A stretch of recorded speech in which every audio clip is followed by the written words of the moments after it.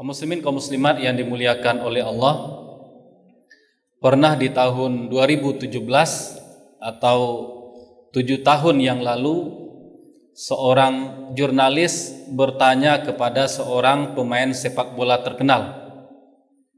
Kata si jurnalis kepada pemain sepak bola, 2 pekan lagi Anda akan genap berusia 30 tahun. Apa maknanya? Apa artinya ini bagi Anda? Pertanyaan dari jurnalis. Kemudian dijawab oleh pemain sepak bola ini, artinya itu adalah saya sudah lahir sejak 30 tahun yang lalu. Kalau kita lihat sekilas, pertanyaan dari jurnalis ini sangat mendalam.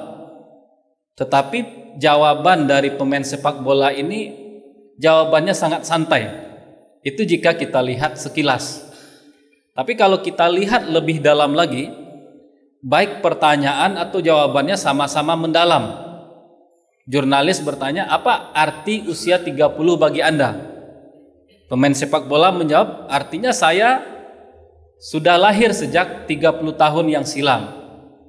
Sebenarnya pemain sepak bola ini ingin menyampaikan pesan kepada si jurnalis dan kepada kita semua. Dia ingin mengatakan bahwa umur itu hanyalah angka. Yang terpenting sebenarnya bukan berapa lama kita hidup, bukan berapa panjang usia kita.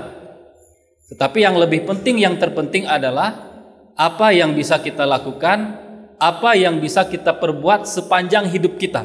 Itu yang terpenting. Bukan lamanya hidup, tetapi bagaimana cara kita hidup, apa yang bisa kita lakukan selama kita hidup.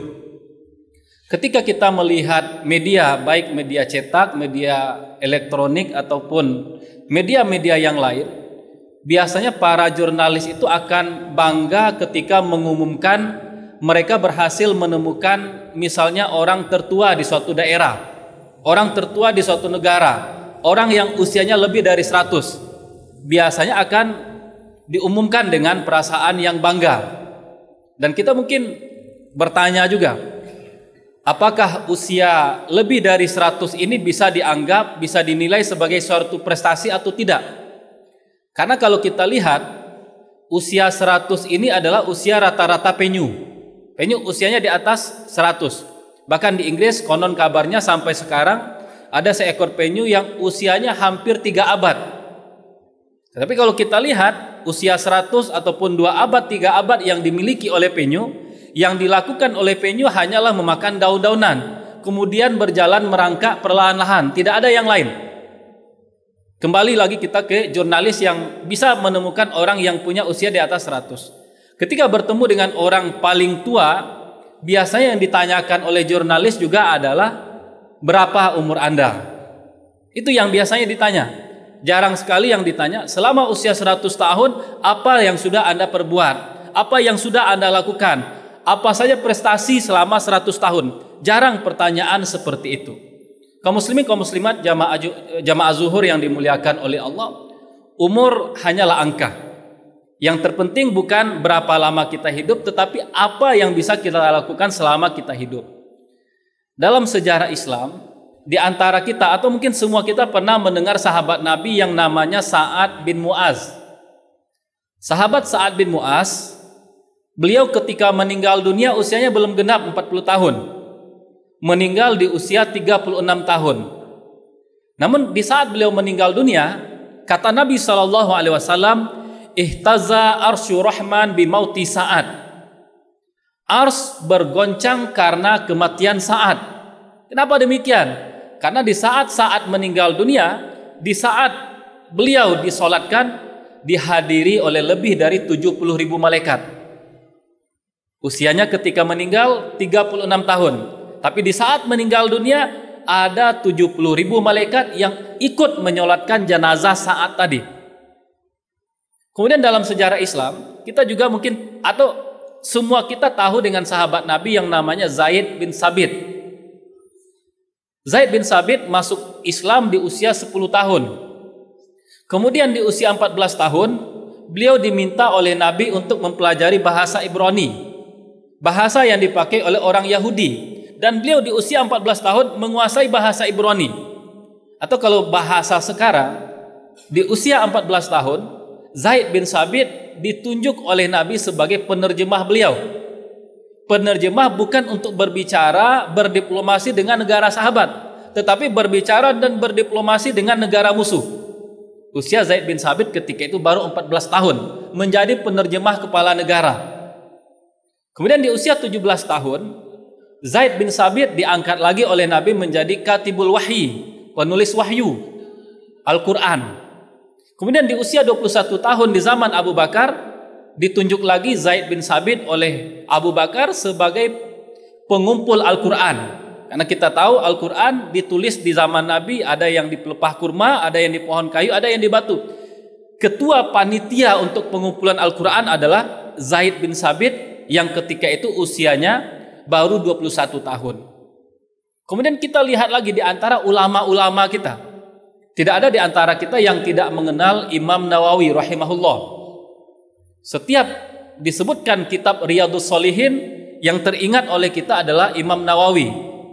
Dan setiap kita tidak ada yang tidak tahu dengan kitab kecil Arba'in Nawawi, 42 hadis.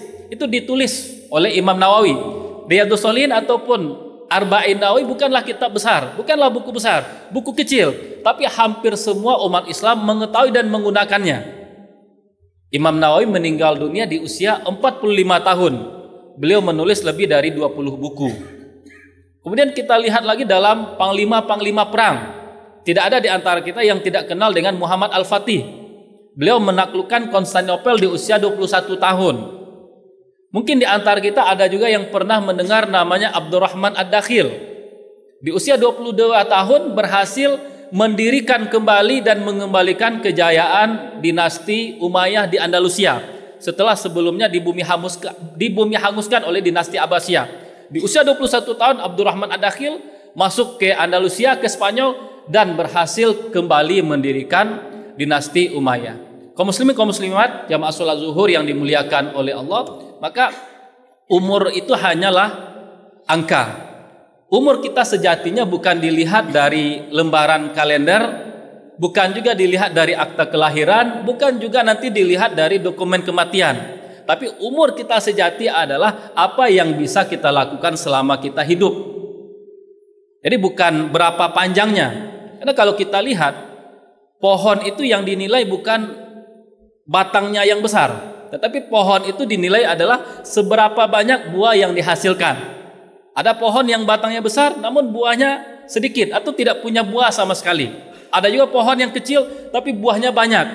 Sama juga dengan awan. Awan itu yang kita syukuri bukan berapa lama dia mengangkasa, tetapi yang kita syukuri dari awan adalah berapa banyak hujan yang diturunkannya untuk membasahi bumi kita.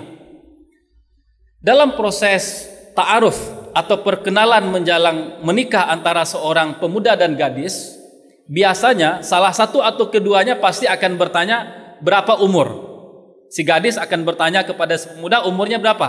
Pemuda pun juga akan bertanya berapa umurnya. Jarang-jarang. Mungkin ada yang bertanya, selama ini sudah berapa kali Al-Quran engkau khatamkan?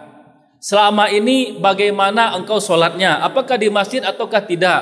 Selama ini sudah berapa banyak orang tersesat yang engkau bimbing sehingga dapat petunjuk? Selama ini sudah berapa banyak senyum yang engkau ukir di wajah orang miskin? Jarang sekali pertanyaan seperti itu muncul.